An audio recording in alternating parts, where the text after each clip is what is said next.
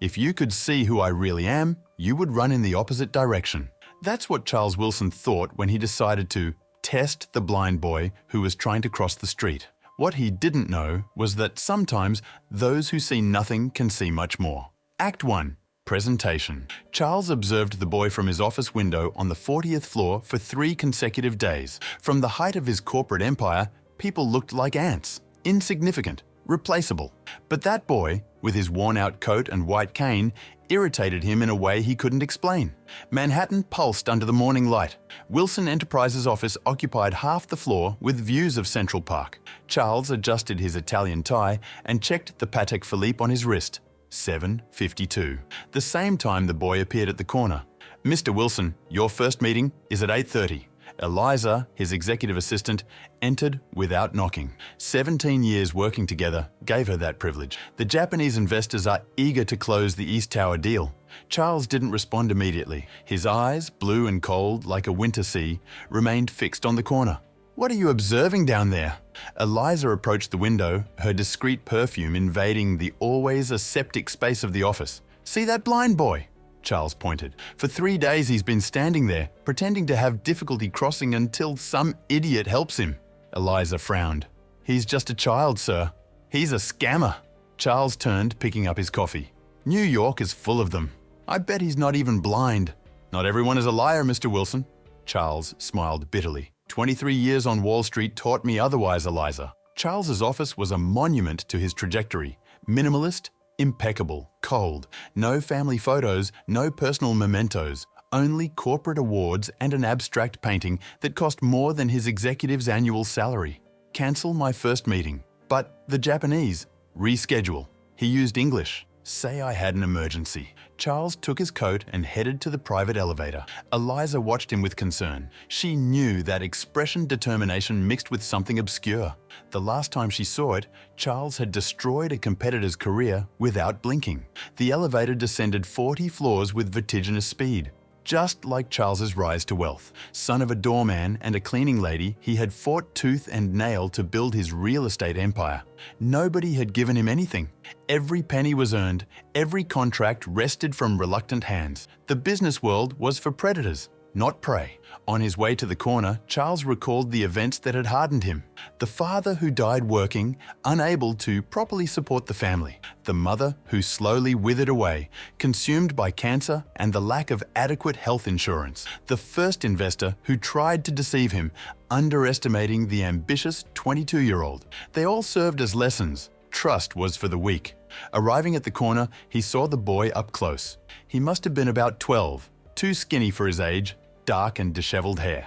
The white cane tapped rhythmically on the concrete as he remained still, waiting for the right moment to cross the busy street. Charles stopped a few meters away, observing. Some hurried pedestrians passed by without noticing the boy.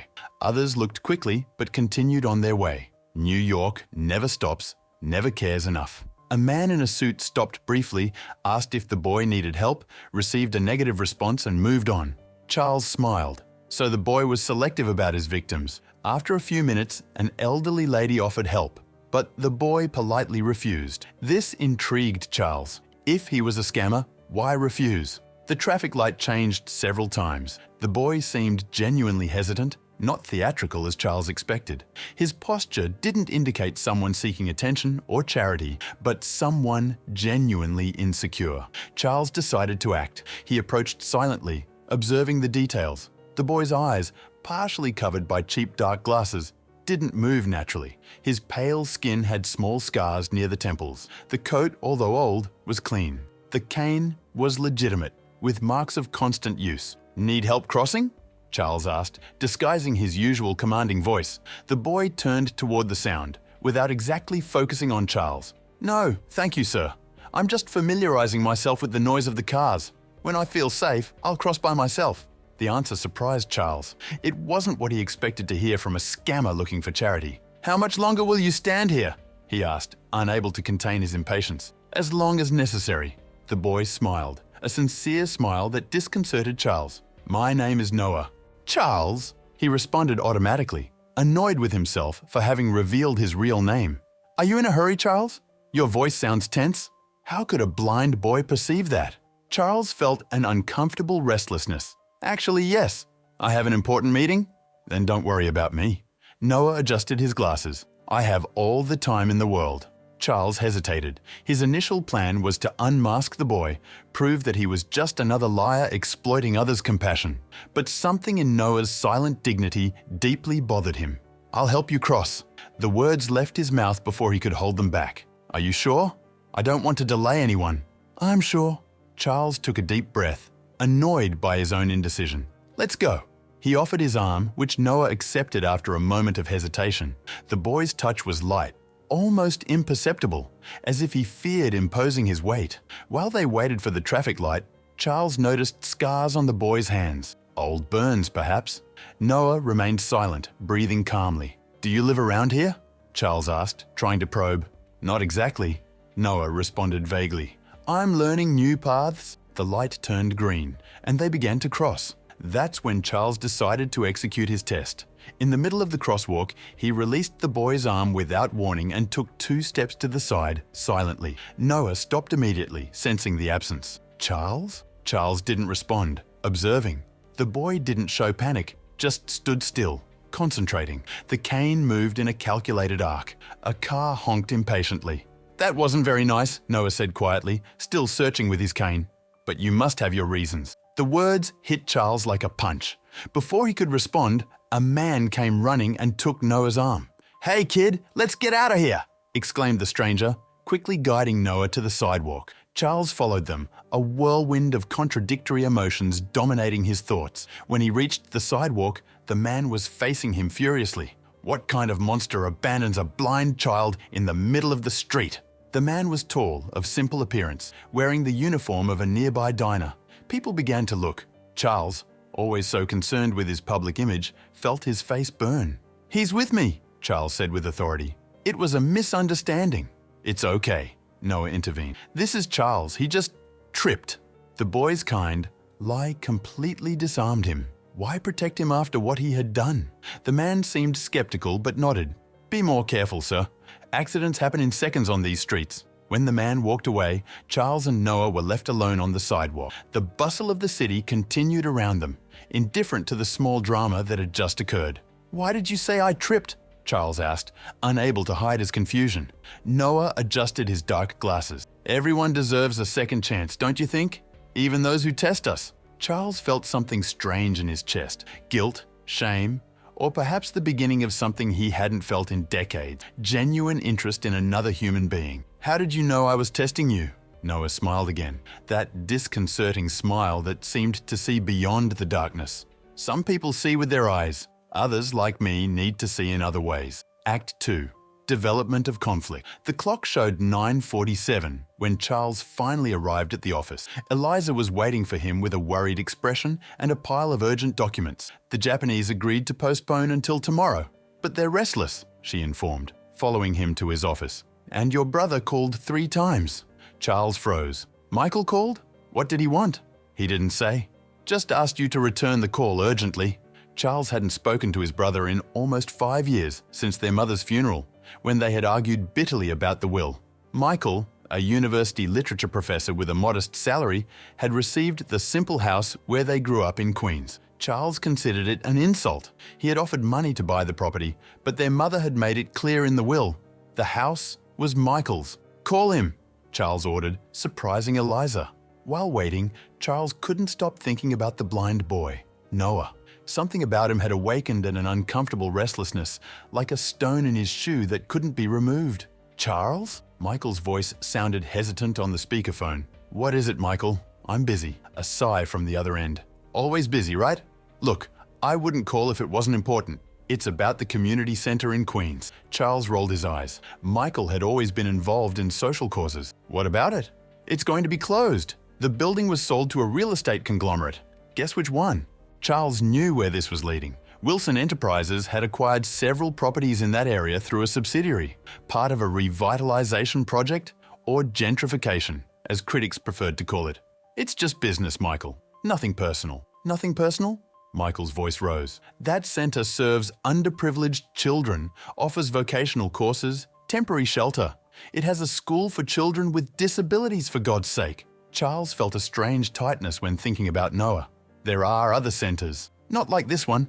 And you know that. It's where Mom got her first job after Dad died. Don't use our mother to manipulate me, Charles responded coldly. What do you want? Money to relocate the center? I want you to come see what you're destroying. Just that.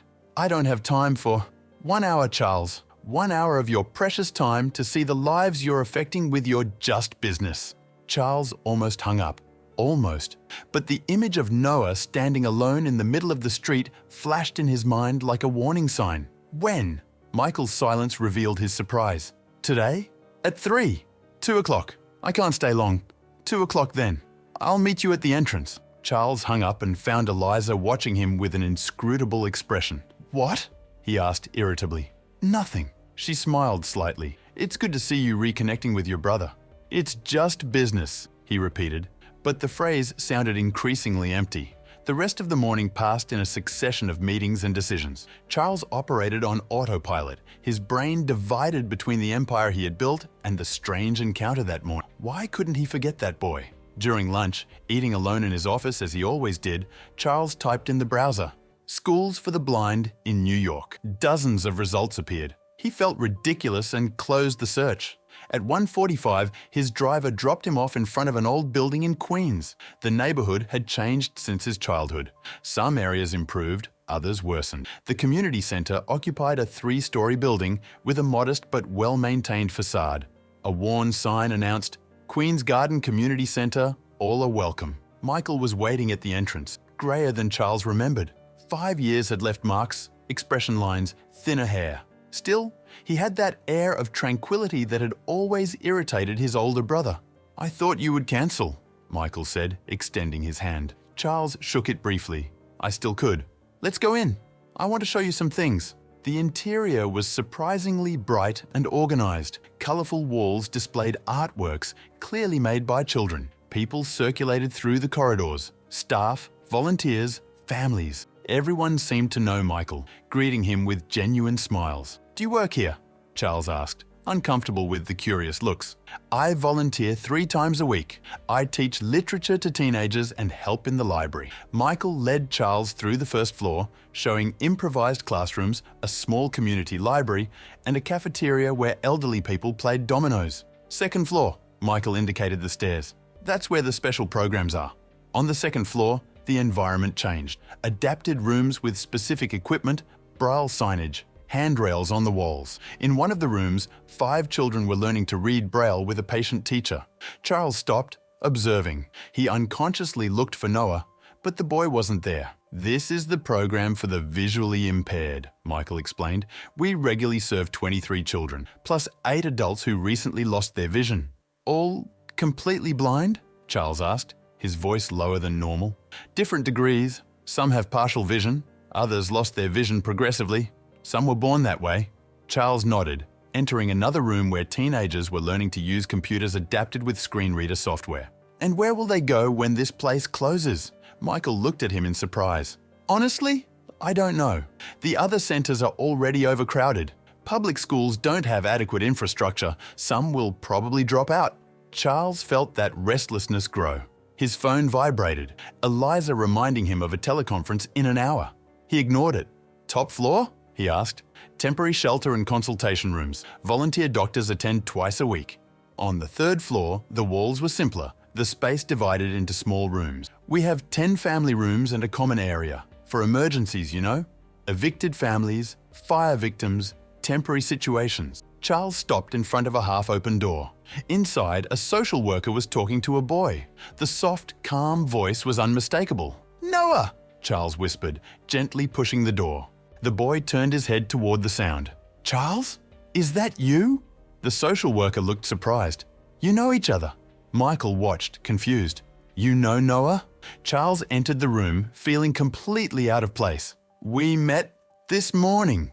Noah smiled, that same disconcerting smile. "Charles helped me cross the street."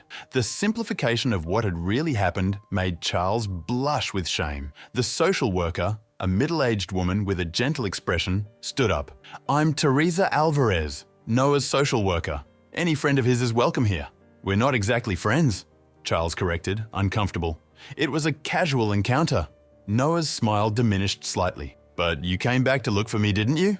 The question caught him off guard. Had he indeed come to look for Noah? Without realizing it?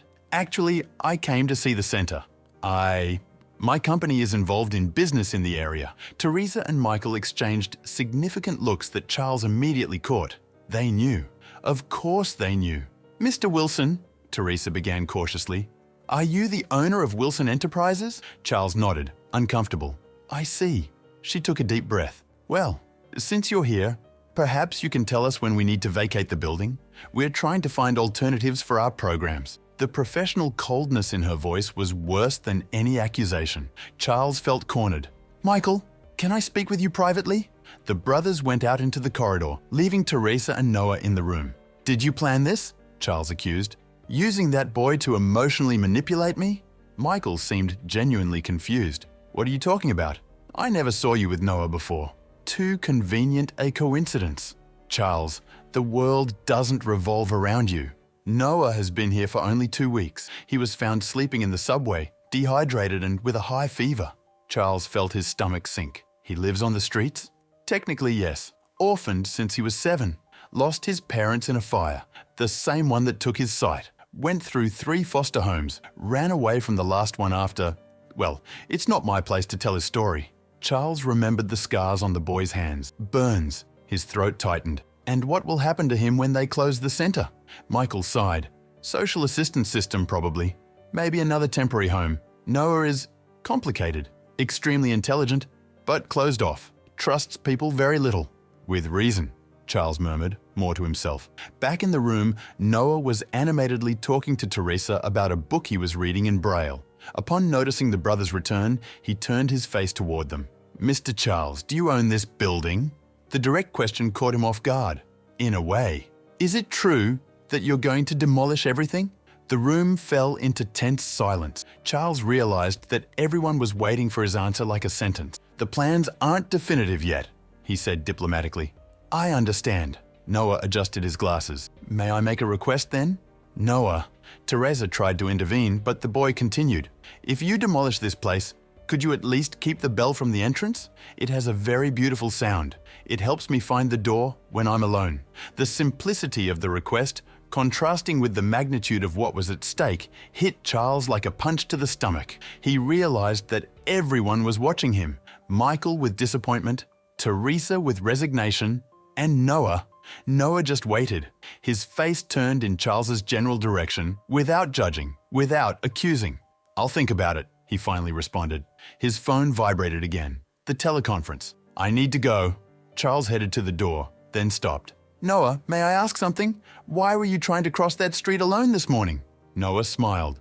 I'm learning to be independent. Teresa says I need to practice in real environments. I chose that corner because it has an audible traffic signal. But you refused help several times. Because I was practicing, Noah explained patiently, as if it were obvious. If I always accept help, I'll never learn. But when you offered, something told me I should accept. Charles looked at Michael, who was observing the interaction with evident surprise. I have to go.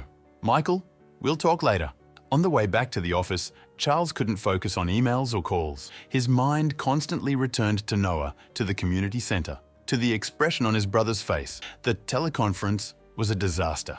For the first time in years, Charles was unfocused, absent. Eliza noticed immediately. Did something happen? She asked afterward, when they were finally alone. Charles hesitated. Eliza was probably the closest person to him, despite the strictly professional relationship they maintained. Do you know the Queen's Project? The revitalization? Of course. Phase 3 of the East River development. Demolition scheduled for 2 months from now. There's a community center on the main plot. Eliza consulted her tablet. Yes, Queen's Garden. Rent extremely below market value. Contract expired 2 years ago. Kept on temporary extensions, but legally we can reclaim it at any time. What happens to the people who use the center? Eliza seemed surprised by the question. Sir? The programs, the children, the temporary residents, where do they go? I don't have that information. She frowned. Normally we don't worry about… the legal department handles those issues. Charles nodded, thoughtful. Contact them. I want a complete report on the social impact of the closure. and postpone any eviction process or notification for now. May I ask why? No, you may not. Charles turned to the window, ending the conversation. The next day, Charles arrived earlier at the office. From his window, he observed the corner, but Noah didn't appear. He felt a mixture of relief and disappointment. At 10, Eliza entered with the requested report. Charles read each page carefully. The center regularly served 412 people, offered 17 different programs, temporarily housed up to 40 people in emergency situations. The lawyers want to know if we're reconsidering the project, Eliza informed. No, Charles closed the folder. But I want alternatives, other possible locations for the center, transfer costs, impact on the schedule if we delay the demolition. Eliza seemed to want to say something, but limited herself to nodding and leaving. 3 days passed without Charles returning to the center or seeing Noah again. He immersed himself in work with renewed intensity, as if he could drown that restlessness that wouldn't leave him. On Friday, an unexpected storm hit the city. Charles was about to leave when his cell phone rang. Unknown number. Wilson. Charles? It's Michael. We need help. His brother's voice had an urgency that Charles rarely heard. What happened? Flood at the center. Basement flooded. First floor compromised. We're evacuating, but the city's shelters are full because of the storm. Charles didn't hesitate. How many people? 27 at the moment. 8 children, including Noah. I'll send buses in 20 minutes. You can accommodate them at the Patterson Hotel on 5th Avenue. Reserve the necessary rooms and send the invoice directly to me. Charles, that's a 5-star hotel, are you sure? 20 minutes, Michael. Be ready. Charles hung up and immediately made the necessary calls. Something had changed within him, an urgency, a need to act that he hadn't felt in years. When he arrived home that night, his penthouse apartment seemed strangely empty and cold, despite the state-of-the-art heating system. He poured himself a whiskey and contemplated the storm through the huge windows. His cell phone rang again. Everyone is settled, Michael informed. They're impressed. They've never seen anything like it. Good. Charles hesitated. And Noah? He's fine. Worried about his Braille books that remained at the center. I can provide new ones. A silence on the other end. What's happening, Charles? Why this sudden interest? I don't know, he answered honestly. Maybe I'm getting old and sentimental. You're 45. As I said, old. Michael laughed, a sound Charles hadn't heard in years. You should come by tomorrow. The children want to thank you personally. It's not necessary. It was just a pragmatic gesture. Of course it was. Michael's ironic tone was evident. Good night, brother. That night, Charles dreamed of the fire he had never witnessed. Flames consuming a house. Desperate screams. A small boy trying to reach his parents. He woke up sweating, his breathing accelerated. On Saturday, contrary to his better judgment, he drove to the hotel. He didn't intend to go in, just to check from a distance if everything was in order. But Noah was sitting in the lobby as if waiting for him. Mr. Charles? The boy turned his head when Charles entered. I recognized your footsteps. How did you know I would come? Noah smiled. I didn't know. I just hoped. Charles sat down beside him, uncomfortable with the curious looks from the hotel staff. Thank you for helping us, Noah said. Teresa said you were very generous. It was just a temporary solution. Sometimes, temporary is all we need. Noah extended his hand, finding Charles's arm with surprising precision. Can I show you something? Intrigued, Charles let himself be guided to the grand piano in the corner of the lobby. Noah sat down and positioned his fingers on the keys. I learned at the center. Mrs. Martha gives lessons on Tuesdays. And then, to Charles's amazement, Noah began to play. It wasn't a simple melody, but Debussy's Clair de Lune, performed with sensitivity and technique that seemed impossible for a child of his age, especially without seeing the keys. Guests stopped to watch. Staff observed discreetly. Charles remained motionless, transported by the music to a place he had forgotten existed within him. When Noah finished, discreet applause echoed through the lobby. The boy smiled, slightly inclining his head in gratitude. How? Charles couldn't complete the question. Everyone has a talent, Noah responded simply. We just need a chance to discover it. The center gave me that chance. The impact of those simple words was more powerful than any elaborate argument Michael could have presented. Charles felt something break inside him, a barrier carefully built over decades. Noah! Teresa approached quickly. I'm sorry, Mr. Wilson. He disappeared from the room while I was helping the other children. It's all right. Charles assured.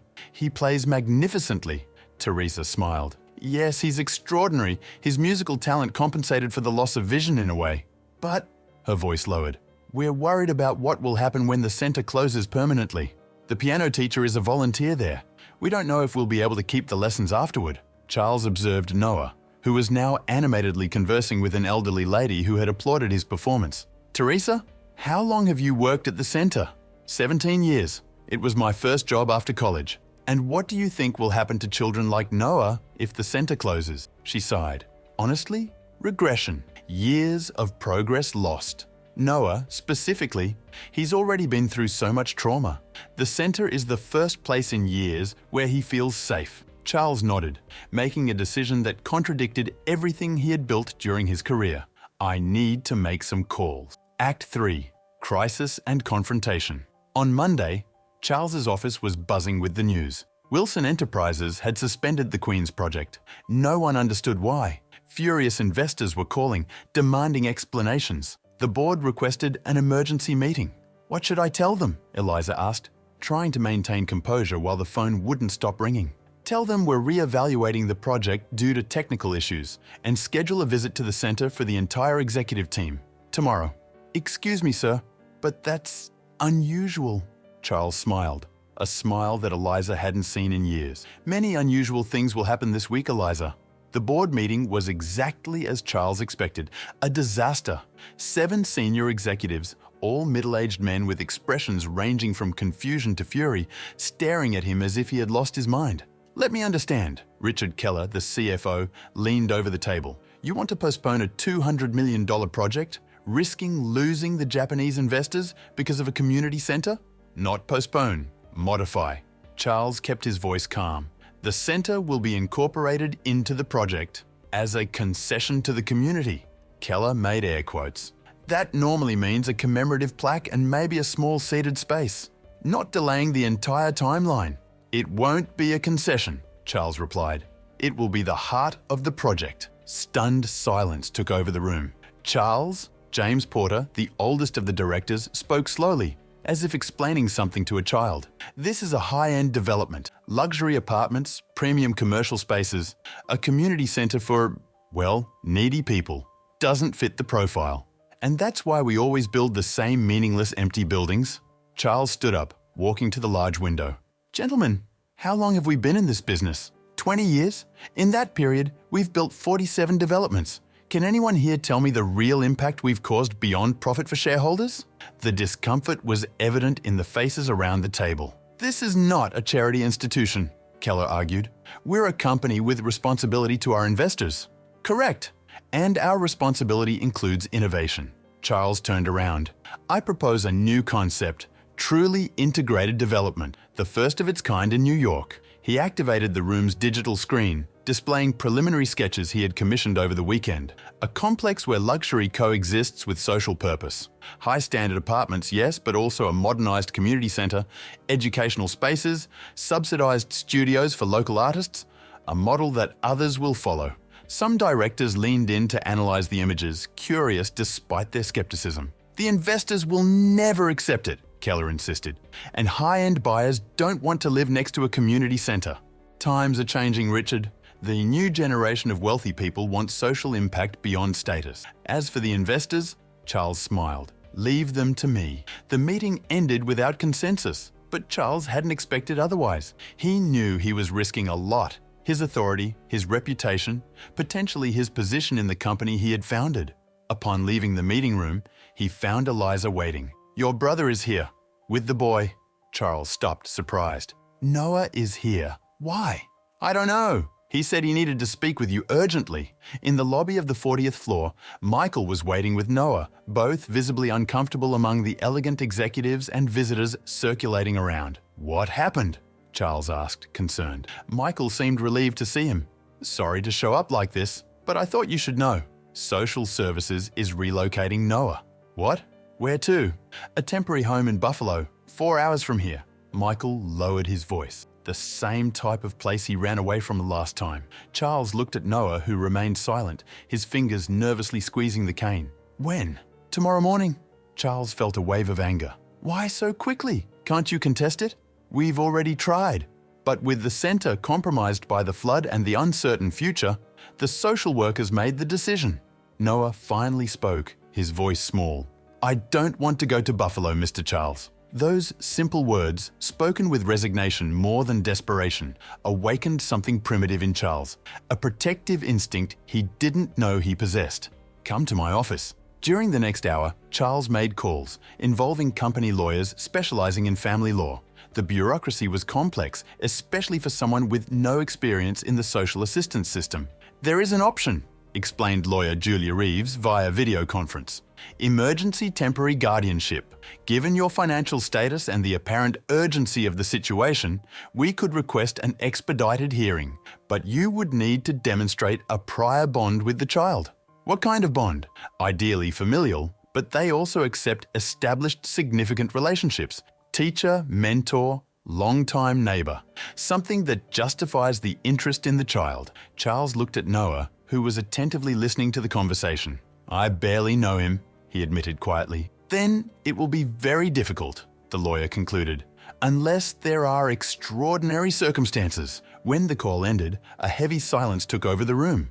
Michael seemed defeated. Noah kept his face turned toward the window as if he could feel the sun on his skin. "I'm sorry," Charles finally said. "I'll try another approach." "It's okay," Noah responded with disconcerting maturity. "I've been through this before. I'll be fine." "Noah," Michael spoke gently, "could you wait outside with Eliza for a moment? I'd like to talk to my brother." When they were alone, Michael looked at Charles intensely. "There's a solution we haven't discussed?" "Which one?" "You could adopt him." Charles laughed nervously. "You're joking." "I've never been more serious." "Michael, I'm a 45-year-old single man who works 16 hours a day. I know nothing about raising children, much less one with special needs. And yet, in 1 week, you've cared more about Noah than any adult responsible for him in the last 5 years." Charles shook his head. "This is madness.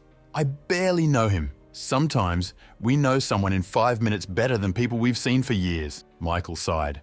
"Look, I'm not suggesting immediate permanent adoption, but temporary guardianship? It would buy time. For all of us."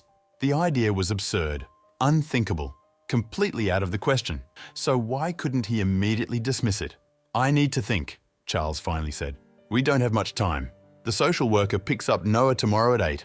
When Michael and Noah left, Eliza entered the office, observing her boss with a worried expression. "Cancel my appointments for the rest of the day," Charles requested, "and schedule a meeting with the legal team in an hour."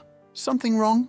Charles looked through the window, at the city he had always seen as a chessboard where he strategically moved his pieces. "I don't know," he answered honestly. "Maybe I'm about to make the biggest mistake of my life. Or maybe..." He stopped, unable to complete the thought. The meeting with the lawyers was tense. The possibility of requesting temporary guardianship was real.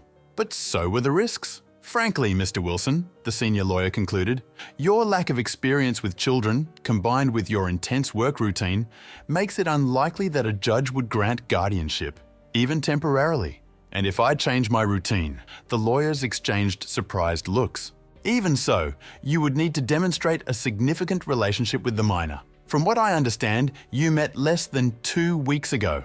Charles knew they were right. The situation was impossible. At the end of the day, alone in his office, night already advanced over the city, Charles faced his greatest crisis. Not financial, not business, but deeply personal. His phone rang. Eliza, still working despite the hour. "Mr. Wilson, Richard Keller is requesting an extraordinary board meeting for tomorrow. It seems he's mobilizing votes against your proposal." Charles nodded, not surprised. "Schedule it for after lunch." "And your brother called again?" "He said that, regardless of your decision about Noah, he would like you to be present tomorrow when the social worker comes to pick him up. At 8 in the morning, at the hotel." Charles's stomach tightened. The idea of seeing Noah being taken away was unbearable.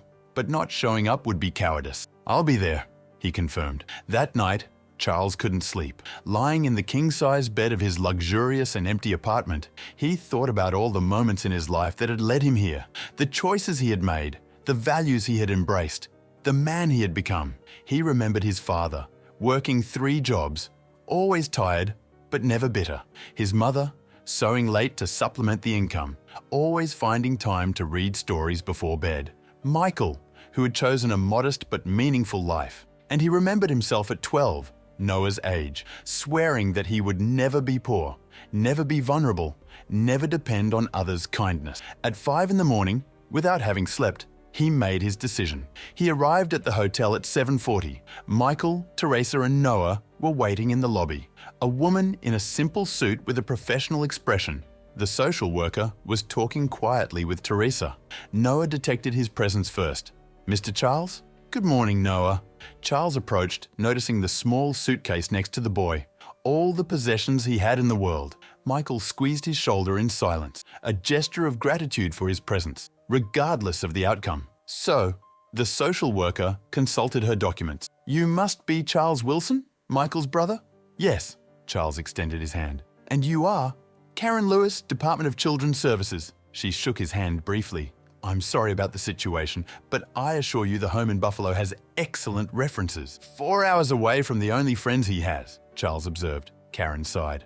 "Unfortunately, we don't have many options. Vacancies are limited, especially for children with special needs." Noah remained incredibly composed, only the firm grip on his cane revealing his anxiety. "May I have a moment with Noah before you leave?" The social worker checked her watch. "Of course, but we need to leave in 15 minutes to avoid traffic." Charles guided Noah to the piano, where they had talked days before. They sat side by side on the bench. "Are you afraid?" Charles asked quietly. "A little," Noah admitted, "but I've been through worse. You shouldn't have to go through any of this." Noah smiled sadly. "Life isn't always fair, Mr. Charles." "No, it isn't." Charles hesitated, then continued. "Noah, if you could choose, would you like to stay in New York?" "More than anything. My piano teacher says I can try for a scholarship at the Juilliard School for Young Talents next year, and I like the people at the center." Charles took a deep breath. "And if I asked you to stay with me?" "Temporarily, while I resolve the situation with the center." Noah became completely still. "You would do that?" "I'm considering it, but it would be a big change for both of us. I know nothing about caring for children. I work a lot. I've lived alone for so long that I don't even know if I'd be good company." "Why would you do this for me?" The simple question required an honest answer. "Because you made me see something that I've been blind to for a long time." "What?" "That I built an empire, but failed to build a life." Noah extended his hand, finding Charles's arm with precision. "May I ask a personal question?" "Of course." "Are you happy?" The question hit Charles like lightning. No one had ever asked him that. Not even he himself had asked in years. "I don't know," he answered with surprising honesty. "I think I forgot to ask myself that." Noah nodded, as if the answer made perfect sense. "Maybe we could find out together." Charles felt something breaking inside him. Not like destruction, but like ice melting after a long winter. "Let's talk to Miss Lewis." The conversation with the social worker was tense, as expected.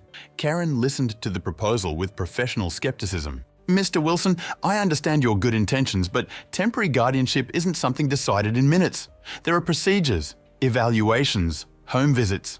"I understand, and I'm willing to follow all procedures." Charles remained calm. But meanwhile, Noah could stay here, under proper supervision, instead of being sent far away. Karen consulted her notes. "There are reports about your involvement with the community center in recent days. This demonstrates some bond, but honestly, it's very little." Michael intervened. "Karen, I know my brother. When he commits to something, he goes all the way. Besides, I'm a certified teacher and can help with the transition." Teresa added, "I can continue Noah's social monitoring right here, as I already do." The social worker seemed divided. "I would need judicial approval and a formal guardianship plan with all legal guarantees." "My lawyers can have everything ready today," Charles assured, "and I can provide all necessary financial guarantees." Karen observed Noah, who waited silently. "Noah, what do you think about this? It's a big change." "I trust Mr. Charles," the boy responded simply.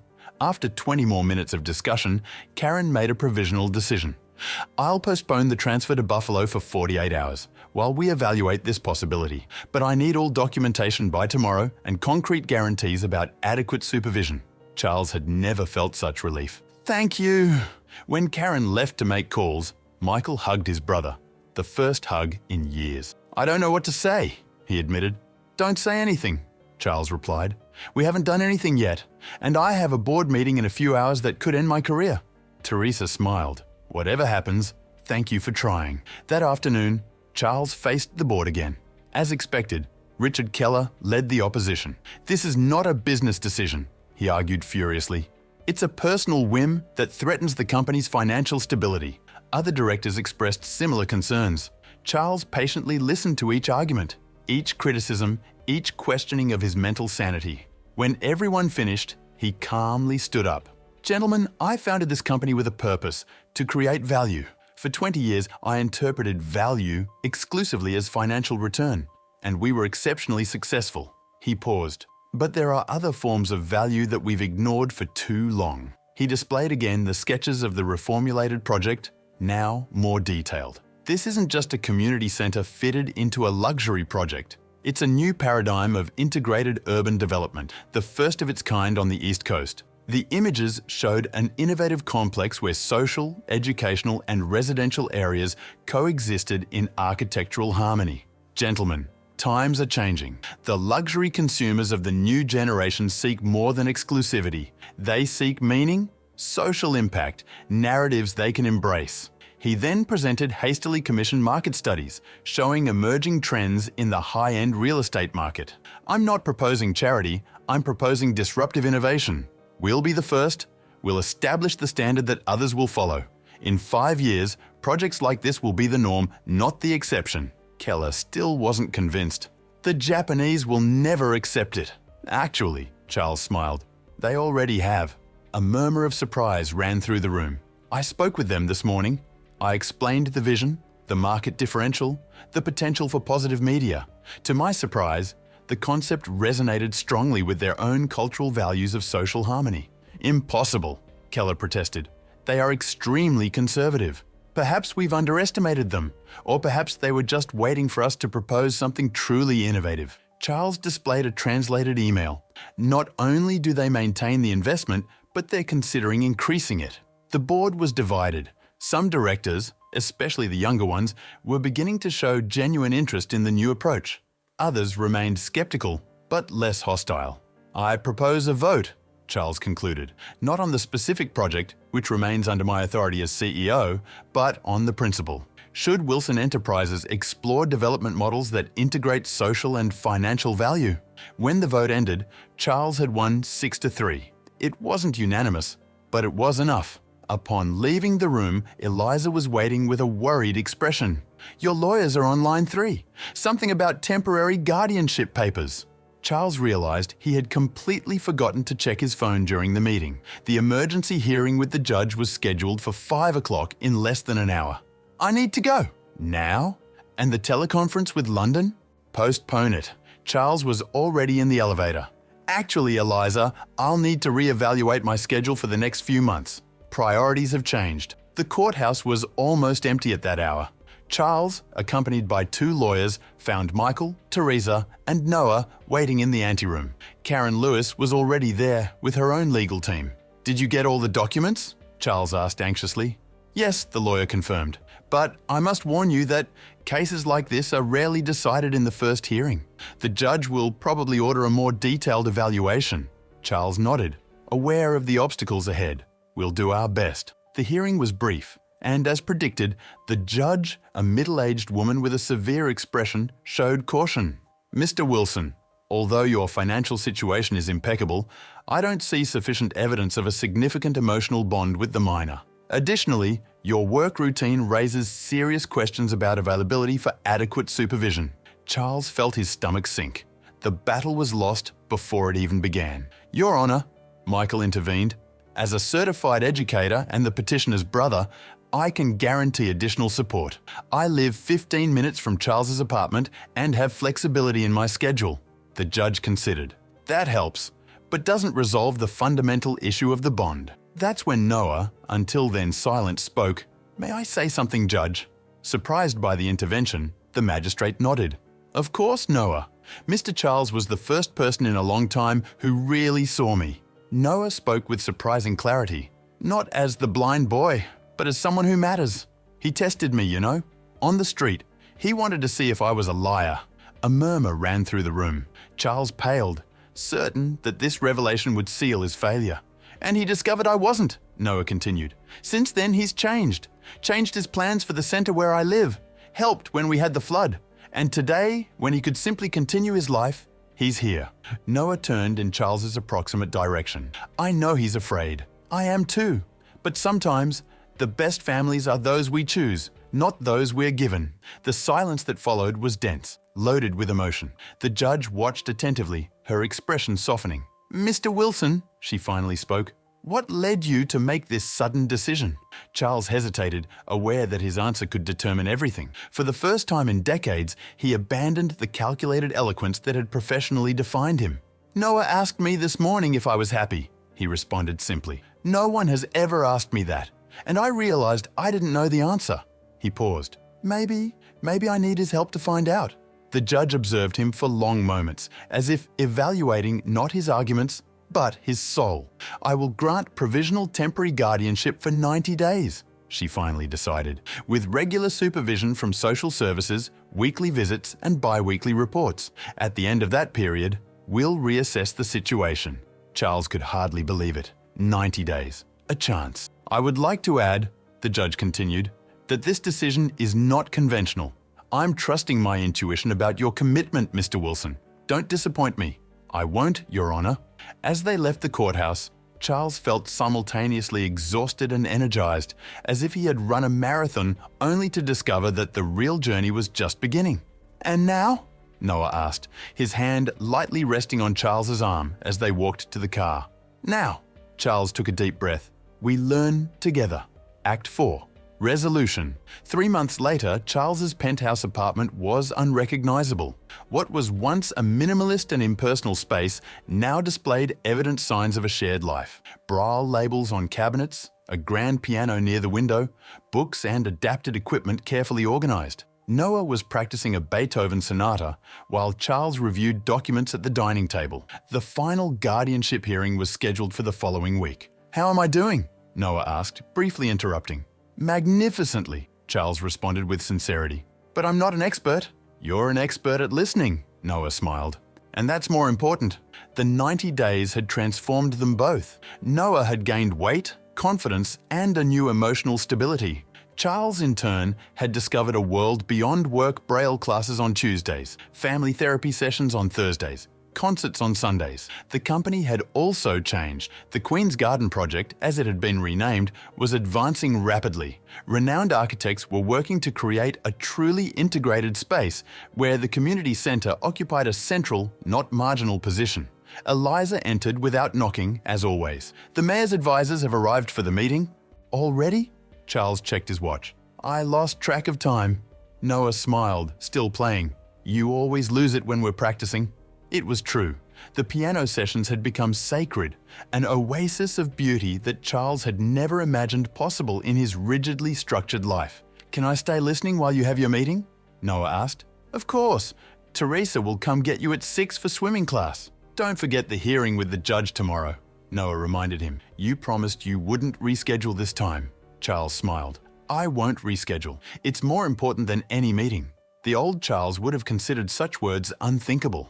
Now they were simply truth. The meeting with the city representatives was productive.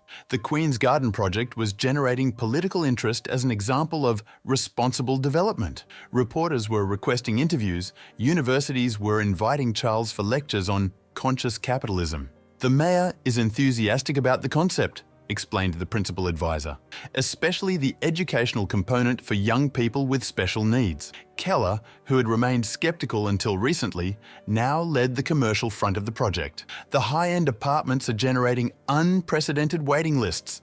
The social narrative adds tangible value." When the meeting ended, Charles found Noah still at the piano, now playing a piece he didn't recognize. "That's new," he commented, sitting beside the boy. "I'm composing," Noah explained. "Professor Jenkins says I have potential." "It's beautiful." "It's for you," Noah smiled. "I called it Second Sight." Charles felt emotion tighten his throat. Why? Because sometimes we need to lose something to really start seeing. That night, after Noah fell asleep, Charles sat on the balcony, contemplating the city he had previously seen only as a corporate battlefield. The lights of the buildings, the distant noises, the constant pulse of Manhattan.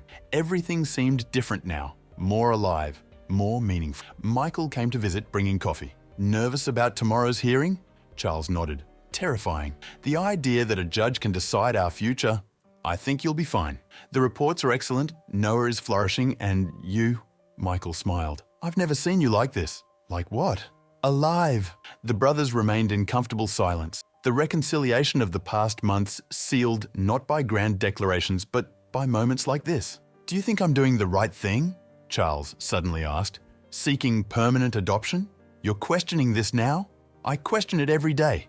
I don't know if I am what Noah really needs. Maybe he deserves a complete family, not a middle-aged workaholic executive learning to be human. Michael laughed. We've talked about this. Noah had complete families in foster homes, and none of them really saw him. You chose each other. That's worth more than any conventional arrangement. The next morning, Charles and Noah arrived early at the courthouse. The boy wore his best outfit, his hair carefully combed. Charles wore not his usual executive suit, but something more casual, chosen especially for the occasion. Teresa, Michael, Eliza, and various friends from the center waited in the anteroom offering moral support. Even some company directors appeared, including, to Charles's surprise, Richard Keller. You didn't need to come, Charles commented. Keller adjusted his tie, visibly uncomfortable. I thought it was important, for the company. But his look at Noah revealed something more personal, a late recognition of the value they were creating together. The hearing was briefer than the previous one. The judge, now familiar, reviewed the reports, heard the testimonies, asked a few final questions. Mr. Wilson, in these 3 months, have you faced challenges you didn't anticipate? Charles smiled. Daily. I discovered I don't know how to cook, that curtain lifters are essential when living with someone with visual impairment, and that it's impossible to maintain board meetings when there's a piano recital on the same day. The judge smiled. And how did you handle these challenges?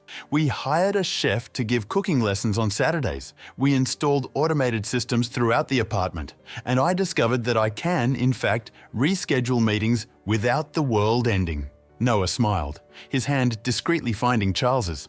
Noah, the judge addressed the boy, do you still wish for Mr. Wilson to become your permanent guardian with intention of future adoption? Yes, Your Honor. Noah responded firmly. He taught me that family isn't just who brings us into the world, but who chooses to walk with us even when the path is difficult. The wisdom in the boy's words silenced the room. Well, the judge closed her folder. Considering the consistently positive reports, Noah's evident progress, and the commitment demonstrated by Mr. Wilson, I see no reason to deny permanent guardianship, with adoption process to be initiated immediately. A collective sigh of relief ran through the room. I should add, continued the magistrate, that I rarely see such significant transformations in such a short time, both in the child and in the adult. Congratulations to both. When they left the courthouse, a small crowd was waiting for them. Center staff, children from the program for the visually impaired, even some neighborhood residents who had followed the story through local newspapers. An elderly lady approached. You must be Noah, she said, gently touching his arm. I'm Martha, piano teacher at the center. Mrs. Martha? Noah opened a huge smile. I'm practicing every day, as you promised to teach. I know. Teresa told me about your recital last week. I'm proud. Charles observed the interaction, his heart full. Michael approached, putting his arm over his shoulders. And now? What's next? Charles looked at Noah, surrounded by friends, his face illuminated by a genuine smile. Reconstruction, he responded simply, of the center, of the company, of our lives. 1 month later, the launch ceremony of the new Queen's Garden Centre was happening under enthusiastic applause. The project, now widely publicised as pioneering in inclusive urban development, had attracted national attention. On stage, Charles and Noah flanked the mayor for the symbolic ribbon cutting. Cameras flashed, capturing the moment when the executive who was previously known only for his ruthlessness in business genuinely smiled, his hand on his adoptive son's shoulder. I'd like to invite Noah Wilson to say a few words, Charles announced, guiding the boy to the microphone. Noah, now more confident than ever, adjusted his new dark glasses, a gift from Charles on his 13th birthday. They say that when we lose one sense, the others sharpen to compensate, he began. I learned that the same happens with the heart. When we lose something precious, our capacity to value what remains becomes stronger. The crowd listened in respectful silence. This center isn't just a building, It's a home for those who need to be seen beyond appearances, a place where talents are discovered, not wasted, where each person, regardless of their condition, has value. Noah turned in Charles's direction, just as each person deserves a second chance to see, to be seen, to start over. When the applause ceased and people began to circulate through the new center, Charles and Noah discreetly moved away for a moment of tranquility. "Proud of you," Charles said quietly. "Of me or the project?" Noah teased. "Of us," Charles responded. "Of everything we've built together." They sat on a bench in the newly planted garden that would be, in a few years, a lush, urban oasis. "You know," Noah reflected, "that day on the street, when you tested me, I knew immediately." "Knew what?" "That you were more lost than me," Noah smiled. "Except I had my cane. You had nothing to guide you." Charles laughed. "And now? Now we have each other." Noah extended his hand, finding Charles's face as he did when he wanted to see his expression. "I think we both see better now." A few meters away, a small bell, the same one Noah had mentioned in their first meeting at the old center, had been carefully preserved and reinstalled at the main entrance. Its soft sound echoed periodically, guiding visitors to the location, just as it had guided two strangers to an unlikely encounter that would change their lives forever. "Charles," Noah asked as they walked back to the ceremony. "Yes. Remember that question I asked you at the hotel? If you were happy?" Charles smiled. "I remember. And now? Do you know the answer?" Charles looked at the center, at the piano that awaited Noah's inaugural recital, at his brother who was animatedly talking with Teresa, at the city that now seemed to offer infinite possibilities instead of just business opportunities. "I think so," he answered. "And you?" Noah smiled, his face illuminated by a quiet certainty. "I always knew I would be. I was just waiting for you to see the way." The end.